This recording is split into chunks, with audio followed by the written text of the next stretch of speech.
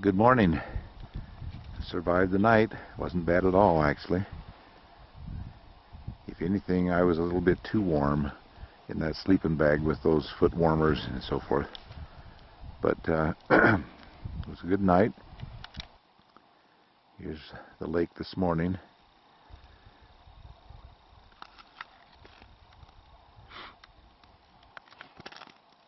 Way down there at the far end is where I started yesterday.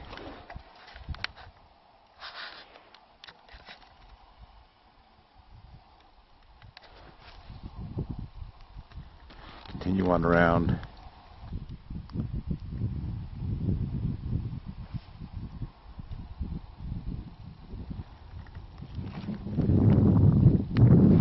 There's the far end of the lake out that way.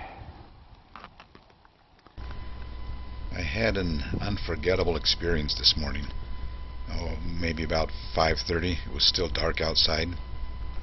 I woke up to a lion screaming over there at the edge of that timber, maybe 400 yards away from my shelter. It was doing what's called caterwauling, a series of short, loud screams about a second or so apart. It lasted for only about 30 seconds, but it was one of the coolest experiences I've ever had in the outdoors. Of course, I didn't have the time or the presence of mind to record it, but this is about how it sounded.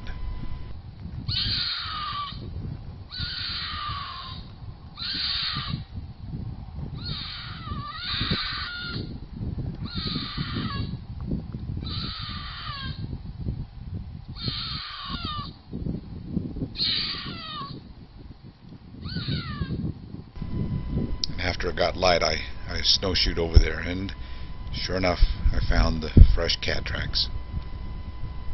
Pretty amazing.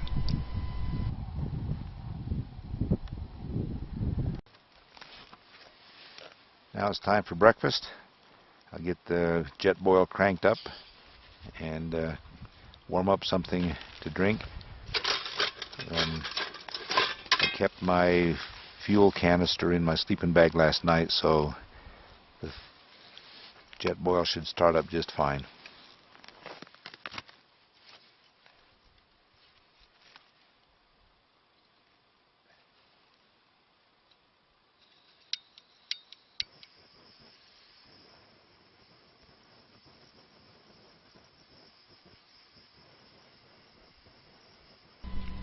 For breakfast, I started out with a cup of hot oatmeal.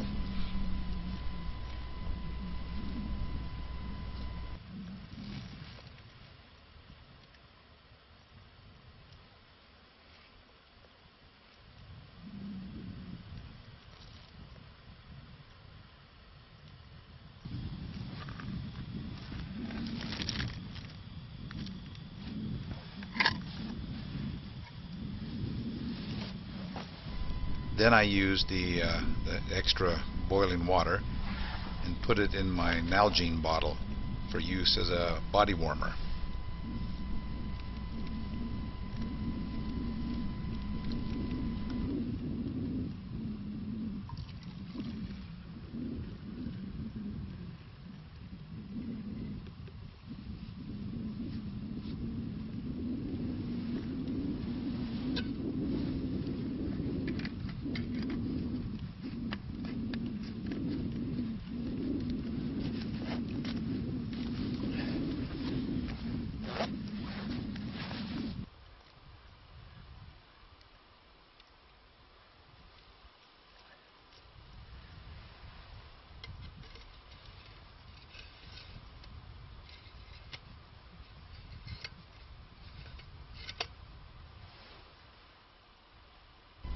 Next, I fixed up a nice hot drink and just spent some time enjoying the solitude and doing a little bit of pondering.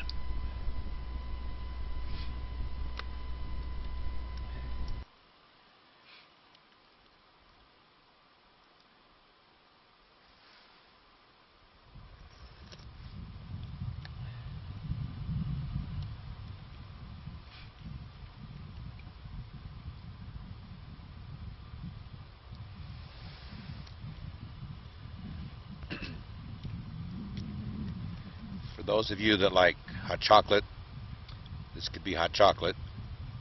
For those who like coffee, this could be coffee. For me, I prefer Postum. It's kind of an acquired taste. Anyway, it's something my dad always drank on campouts. It's warm, tastes good. It's my favorite warm drink.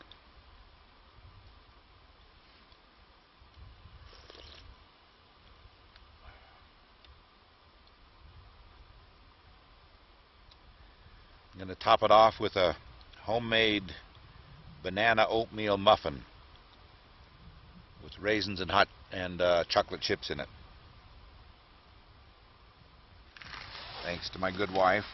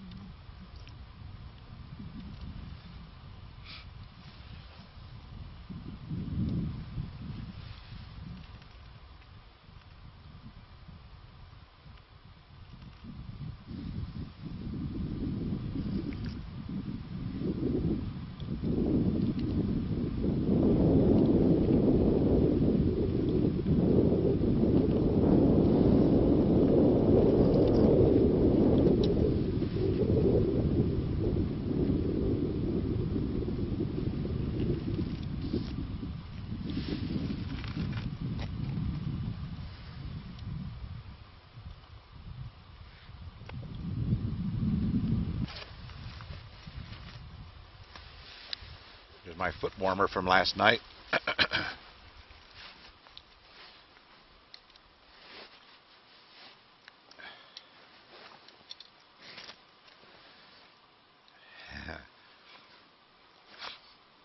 Still warm to the touch. Feels good on the fingers.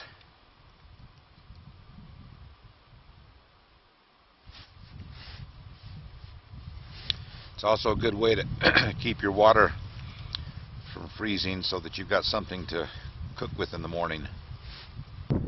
Now it's time to move camp. I'm going to pack it up. I'm not going to move as far today as I moved yesterday. I figure maybe a mile or so. I want to spend more time fixing up camp a little bit more. I'm going to try a different shelter today. I'm going to use my ice fishing shelter instead of the tarp. Just gives me more room. This is not a Spartan walkabout this time. The only thing that's really a walkabout in my mind is that I'm doing this by myself and have a lot of ponder time. I wander and ponder.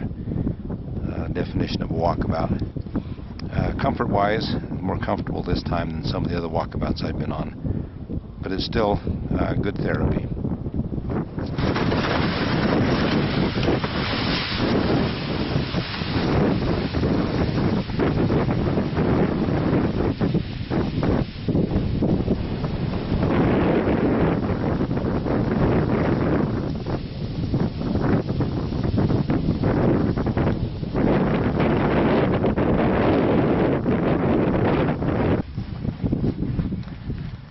Alright, it's the morning of day 2.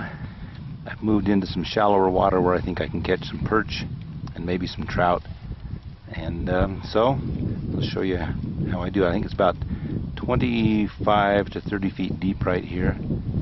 And I'm using just a little tiny, what they call an ice jig or ice fly. And a little bit of bait on the end. In this case, I'm using spikes, or a fancy name for maggots. See what happens.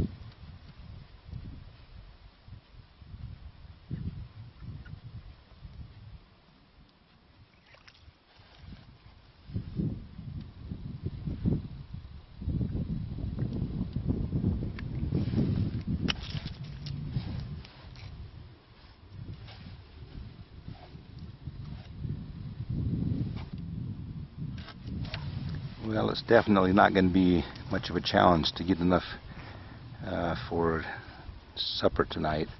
So I'll just turn the camera off, catch a few more. Once I've caught all I can eat, then I'll start just releasing them.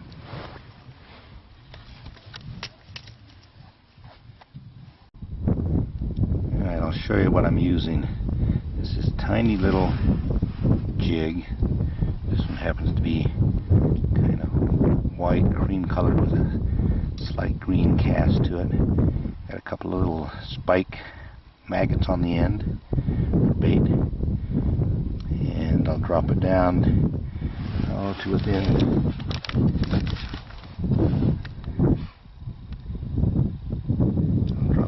within about 12 to 18 inches at the bottom. That's it.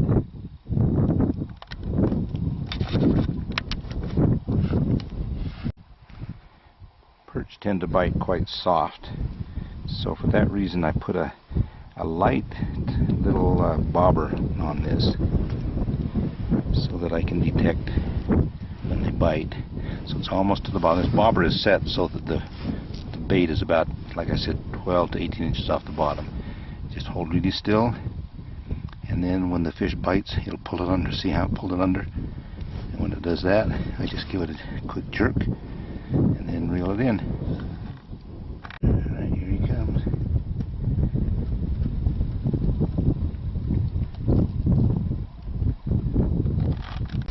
Alright, it took me less than 30 minutes to catch what looks like at least a couple of meals worth. So this will be the end of part 2, and you hopefully will join me in part 3 for the rest of the walkabout.